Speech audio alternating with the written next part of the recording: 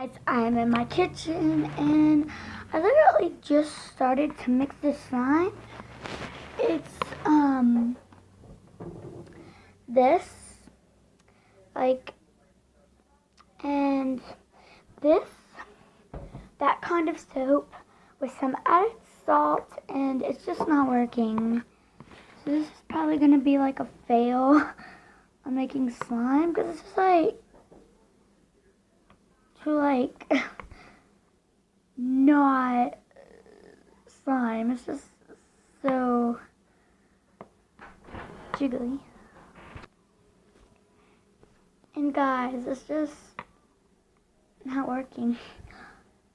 What happened to the slime?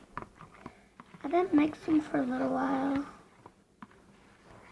and it's really not working. This slime is not gonna work, I guess. Maybe,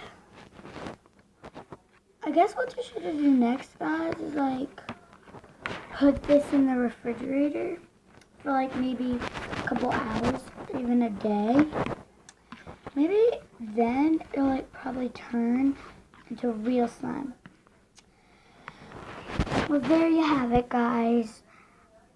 Bye bye. Have a good day.